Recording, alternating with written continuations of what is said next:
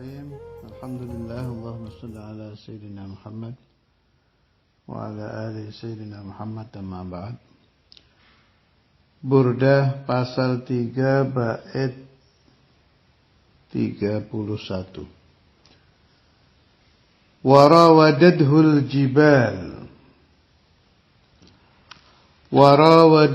jibal syum,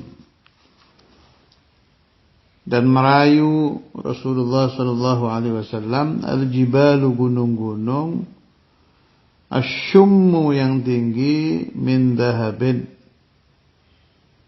dari emas.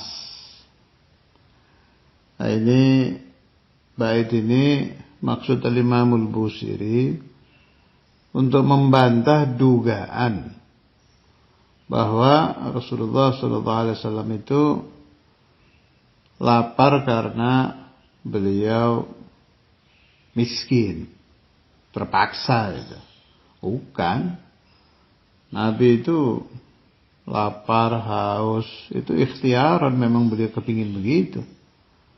Buktinya ketika ditawari oleh Allah Azza wa Jalla, gunung-gunung dirubah menjadi emas buat beliau, kemana saja Rasulullah pergi, gunungnya ikut. Ditolak sama Nabi. Banyak kan hadis-hadisnya itu. Baik yang Nabi cerita tentang ditawari gunung emas, atau yang malaikat Jibril datang. Banyak dalil-dalil. Bahasanya Imam Busiri, warawadadhul jibalu syummu min dahabin. Gunung-gunung yang terbuat dari emas merayu Rasulullah sallallahu alaihi wasallam. An nafsihi, merayu Nabi. Apa jawabannya Nabi ketika dirayu dengan gunung-gunung emas? Fa'araha ayyama syamami. Nabi Muhammad sallallahu alaihi wasallam memperlihatkan ayyama syamami, ay syamaman ayyama syamam, ay syamaman 'aziman. Artinya i'radan syadidan. Nabi berpaling dari tawaran itu dengan amat sangat. Ada lagi yang mengartikan warawadadhul jibalu syummu min dhahabin an nafsihi fa'araha ayyama syamami. Warawadat, dan merayu Rasulullah sallallahu alaihi wasallam gunung-gunung yang terbuat dari emas. Kemudian Rasulullah sallallahu alaihi wasallam memperlihatkan kepada gunung-gunung itu harga diri beliau yang sangat agung. Saya tidak butuh kalian. Allahumma shalli ala Sayyidina Muhammad. Dan ini menular kepada umat Rasulullah yang baik-baik, ulama-ulama agung, kiai-kiai sufi, habaib-habaib yang bersih, mursyid-mursyid thariqah, murid-muridnya saja sudah seperti itu. Yang sering saya nukil kan riwayat yang saya dengar dari guru saya Ma'alim Abdul Mu'aid, bahwa salah satu murid dari Imam Syadzili yang kepingin ilmu himya, sering saya ceritakan ini riwayat. Jadi kepingin tirakat kalau megang batu jadi emas. Kata Imam Syadzili, baik, tapi kamu harus khidmah kepada saya waktunya sekian. Terus saya nggak salah ingat 1 tahun gitu. Selama khidmah itu setiap saya ibadah ikut, sholat jamaah ikut, wirid ikut, sholawat ikut gitu. Kalau sudah selesai masa khidmahnya, nanti saya beri ijazah itu, ilmu himya atau kimia us-sa'adah atau himya. Akhirnya ikut ini santri tarekatnya Imam Syadzili. Ketika sampai 1 tahun, ada kejadian aneh. Waktu nimba itu, terus si santri ini nimba, dirasakan Kok berat ini. Pas sampai timbanya diambil, nggak taunya berubah jadi emas. Tapi hati santri ini juga sudah berubah menjadi emas. Sudah ma'rifat kepada Allah wa Rasulullah. Santri ini menatap ke langit sambil berkata, ya Allah, bukan ini yang saya inginkan. Dikembalikan lagi. Kejadian tadi diriwayatkan oleh murid ini kepada gurunya. Panggil kan, Imam Syadzili bilang, sekarang saya akan beri ijazah kamu. Santri ini yang sudah mengalami tadi bilang, tidak, saya tidak mau. Saya akan tetap ikut thariqah antum, thariqah paduka, yaitu thariqah Syadziliyah. Nah, maknanya bagaimana ini?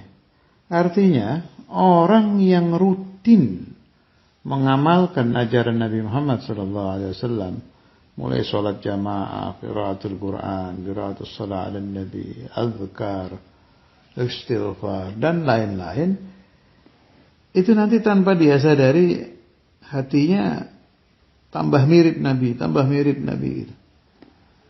Sampai ya entah berapa persen ya,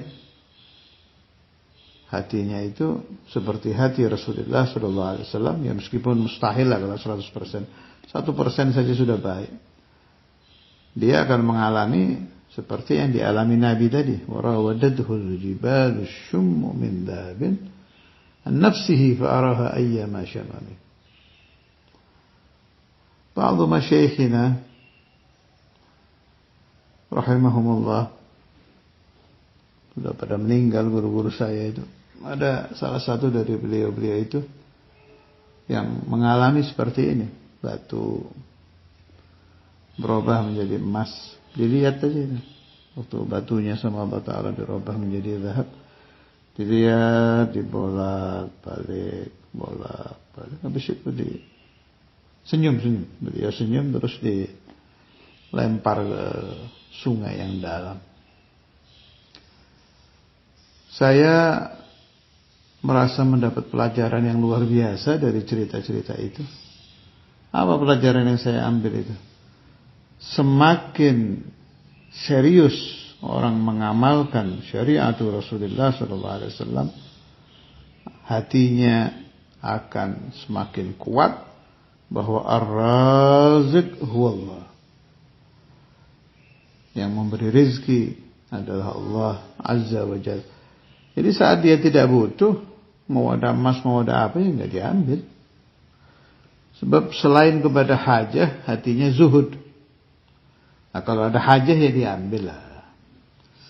Sebagaimana Rasulullah SAW ketika beliau sedang butuh dana untuk peperangan zaman dakwahnya Nabi Muhammad SAW. Sahabat Sayyidina Abdurrahman bin Auf, Sayyidina Uthman bin Affan, Sayyidina Abu Bakar Siddiq, Sayyidina Umar bin Khattab, yang memberikan hartanya kepada Rasulullah SAW untuk dakwah perjuangan Nabi Muhammad menyebarkan la ilaha illallah, ya diterima sama Nabi. Yang begini-begini itu yang ditolak Nabi, yang beliau sedang tidak ada hajah. Tapi kalau Nabi Muhammad sedang hajah atau sahabatnya lapar gitu, ada orang bawa susu, bawa makanan, diterima sama Nabi. Dibagikan. Berarti yang dilarang apa? Hatinya. Hubbud dunya. Hubbud dunya ra'su kulli khatiyah. Senang kepada dunia adalah kepala dari segala kesalahan.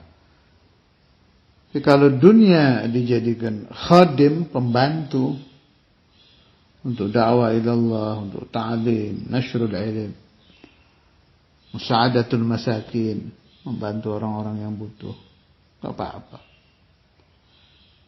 Dan itu yang diajarkan oleh Nabi Muhammad sallallahu alaihi wasallam. Sallallahu alaihi wa sallam Muhammad wa ala alihi wa sahbihi wasallam.